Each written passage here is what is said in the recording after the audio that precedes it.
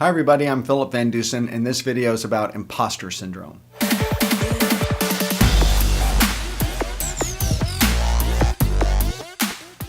This video is going to be a little different from my other videos. I'm going to be talking about imposter syndrome, which is an emotional feeling that affects people's careers and creativity, and that's why I'm talking about it.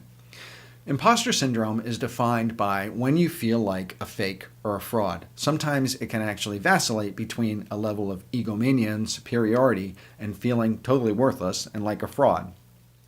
So who does it affect? I've found that imposter syndrome affects creative people, entrepreneurs, small business people disproportionately to the general public. That is because I think creative people are generally more sensitive than most people. That's generalization, but in my career, I found it to be true.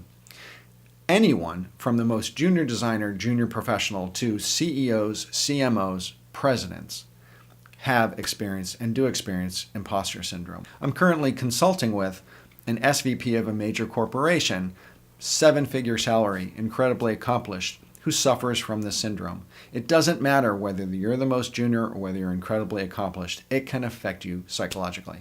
Why is it important to battle imposter syndrome? It's important because it can be very limiting to you personally and professionally. It can hamper your creativity and your growth. It can be paralyzing. It can keep you from advancing in your career or progressing in your life.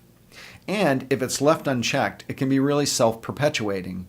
It can be habit-forming, so you tend to go back to it over and over if you don't address it. It can also affect not just you, it can affect all of the people in your life, your kids, your family, your friends. It can be an infectious syndrome. So addressing imposter syndrome when you feel it is really important. How this feeling manifests itself is a general feeling of unworthiness.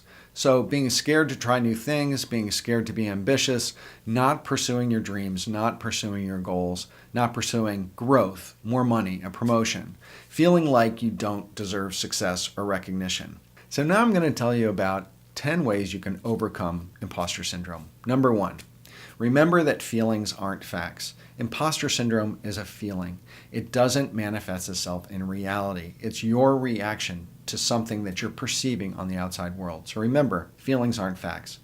Number 2 is don't feel superior. Imposter syndrome is actually based in an unrealized feeling of superiority, which makes you feel like an imposter. So by thinking of yourself as being bigger, grander, more successful than you actually are, it makes you feel like a fake or a fraud.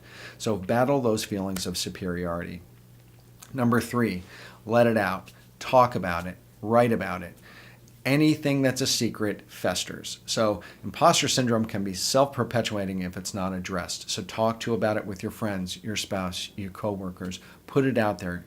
Be vulnerable. You'd be surprised at the support that you get and the reality check that you get.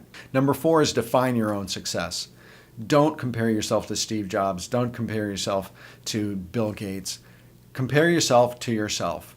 Other definitions of success don't matter. You can define your own life. You can define your own level of success.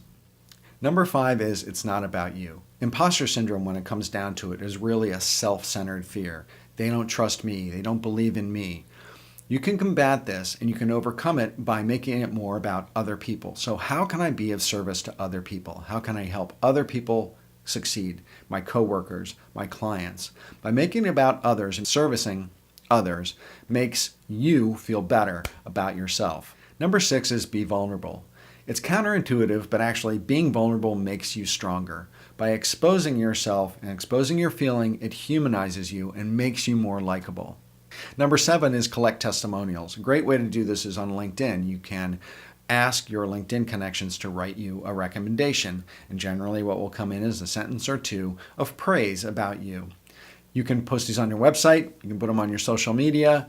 Getting and collecting testimonials about yourself, quotes about yourself, is a great way to boost your self-esteem and to overcome imposter syndrome. Number 8 is don't compare yourself to others. Don't compare yourself to other millionaires, other entrepreneurs, other designers. Think about how far you've come, what you've accomplished, and that will give you fuel to go further. Number 9 is remember, no one else knows what they're doing.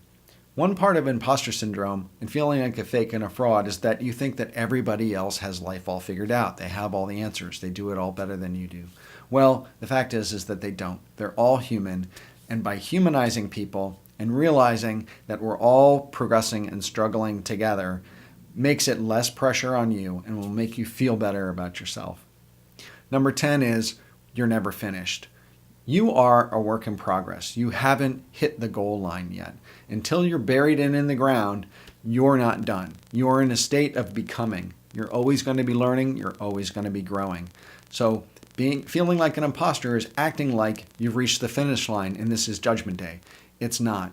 You're always growing. You're always learning. You're always progressing. So that's it. I hope you enjoyed this video on 10 ways you can overcome imposter syndrome. And if you did, hit subscribe below so you can see my videos when they come out, and visit me at philipvandusen.com/muse. The link should be here to subscribe to my newsletter. It comes out every 2 weeks, and I share insights and trends and resources on graphic design and entrepreneurship. And with that, thanks again for watching, and bye for now.